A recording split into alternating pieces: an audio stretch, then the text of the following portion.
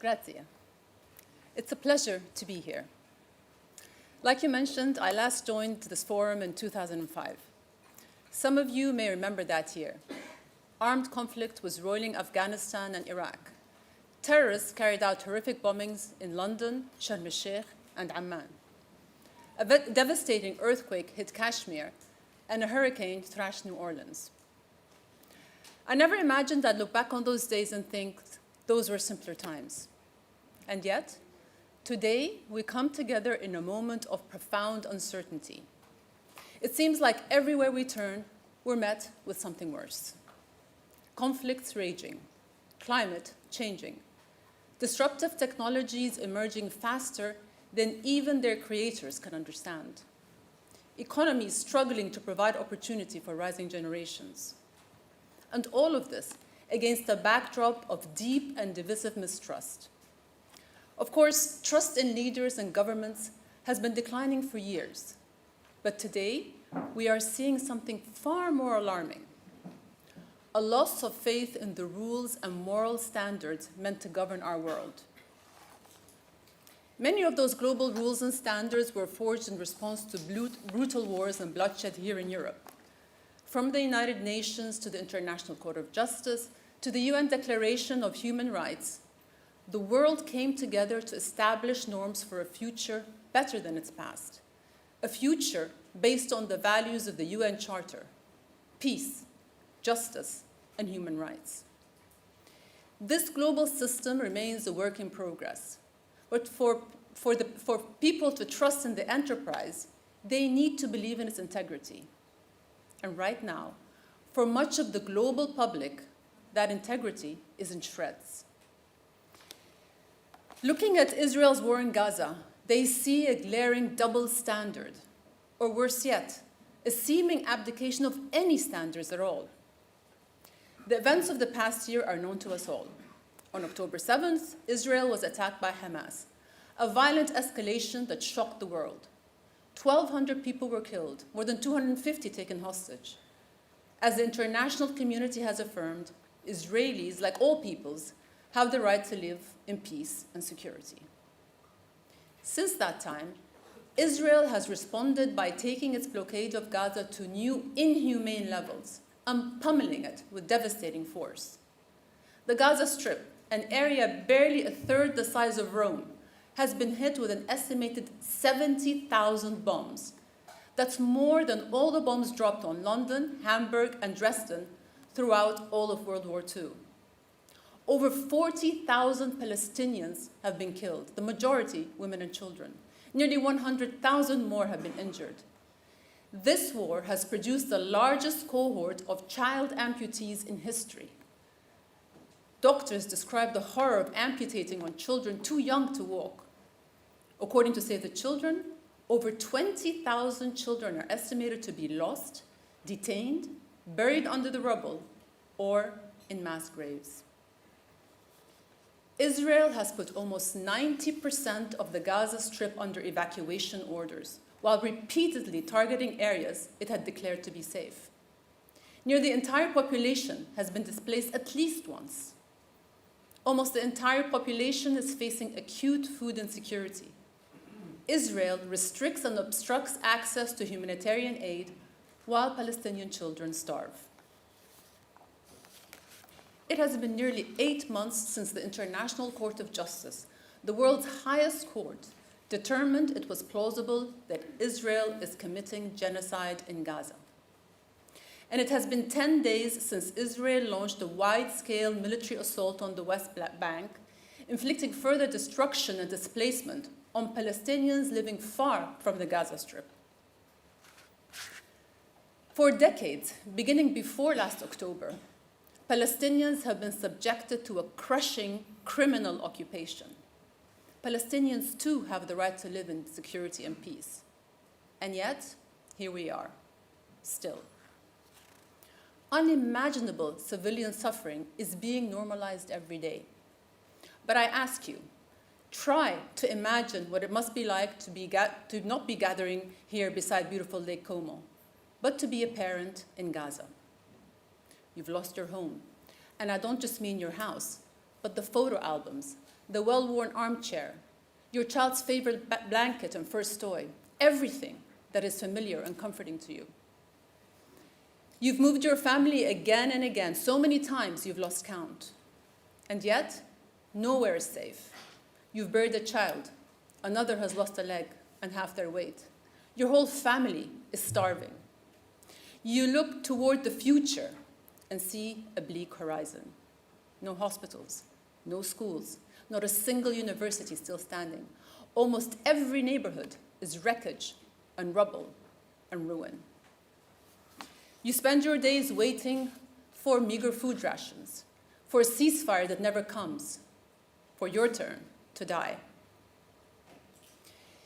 In the midst of a crisis, it can be difficult to see beyond it, but that is what this pivotal moment demands. Last year, the Washington Post columnist Karen Attiya wrote, "The last time millions of people were targeted and trapped based on their identity, the world said, never again." What is the world saying now? I ask you, would any Western population be expected to tolerate decades of occupation, oppression, and violence? Yet in Palestine, this injustice has been rationalized and allowed to go on in full view of the global community. Is the world saying that Israel's security is more important than anyone else's, and therefore nothing is off limits in its pursuit, that no level of Palestinian suffering is too high a price to pay? This devaluation of life must be called out what it is: anti-Palestinian racism. And if never again singles out some based on identity, then that promise has been broken. This failure cannot stand. The international community must ask and answer, what next? And then it must act. The bloodshed must stop, but that's not enough. We must blaze a better path, one wide enough for everyone to walk. And I call on our friends here in Europe to play a prominent active role, to weigh their responses to this conflict against long espoused European values. For years, Europe has positioned itself as a champion of international law and human rights, earning a goodwill, respect, and soft power around the world.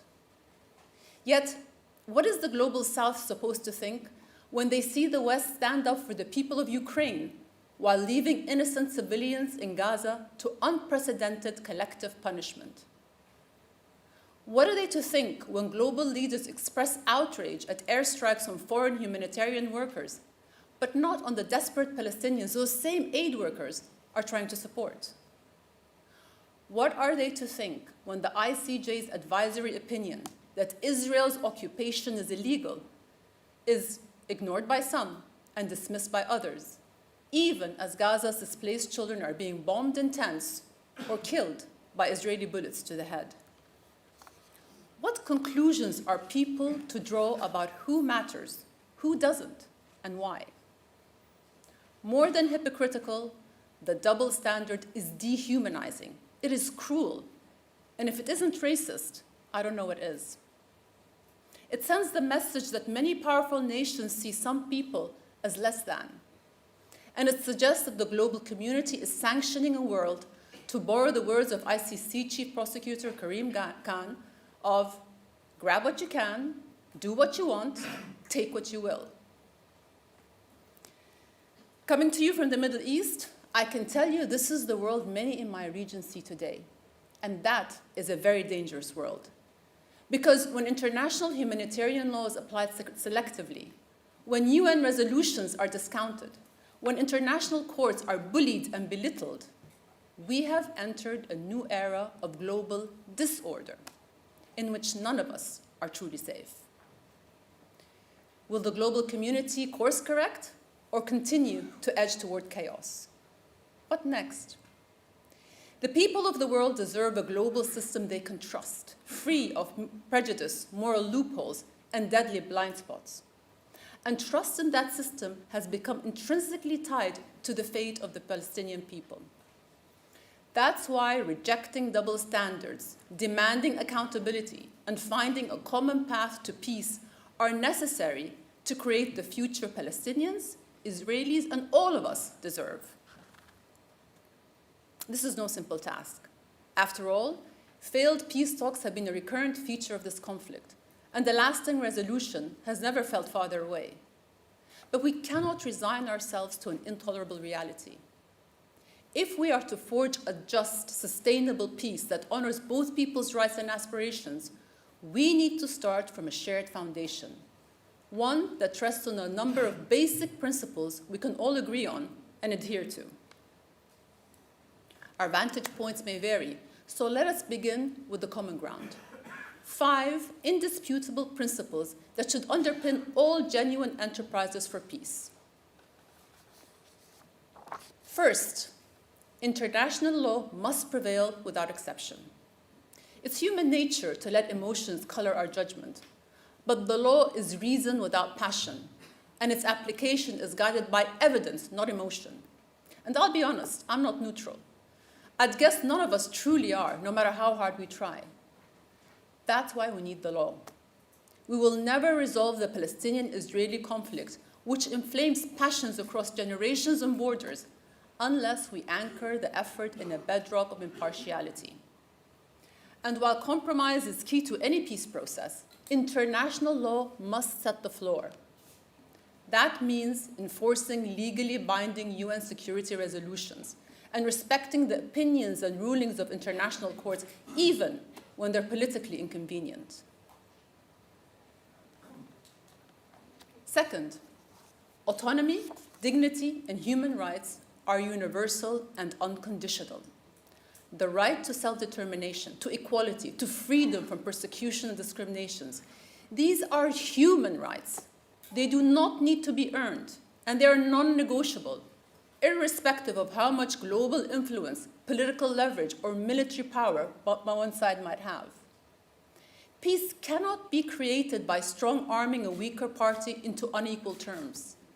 Palestinians and Israelis have an equal right to security and self-determination. A number of European countries have acknowledged this by recognizing a Palestinian state. I hope that more countries in Europe and elsewhere will do the same. Third, for justice to prevail, there must be accountability. In a just global society, individuals, institutions, and nations are guided by the knowledge that they are answerable for their actions, that checks to their power will be enforced, and any wrongdoing will be met with repercussions. Without equally enforced accountability, justice is impossible. Trust erodes, the entire system falls out of balance. In Gaza, we see the catastrophic consequences of that imbalance. A powerful nation creating conditions of mass hunger and displacement, facing little pushback. The flip side of accountability is impunity, and a sense of impunity doesn't develop overnight. For the past 57 years, Israel has not only sustained but entrenched its illegal occupation of Palestinian territory through an ever-growing network of settlements. The international community has been vocal in its rejection of this, but words are not enough. Condemnation is an expression of ideals, not policy. To achieve justice, we must bridge the gap between principle and practice. Ultimately, without accountability, talk of international law, of justice, and of human rights is reduced to hollow rhetoric. Fourth, true security is not zero-sum. A just peace makes security mutual.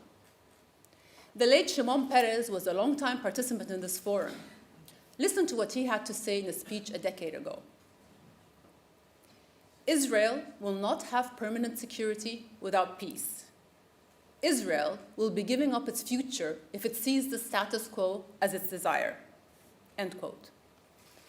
For decades, Israel has sought to ensure its citizens' safety by denying Palestinians the right to the same.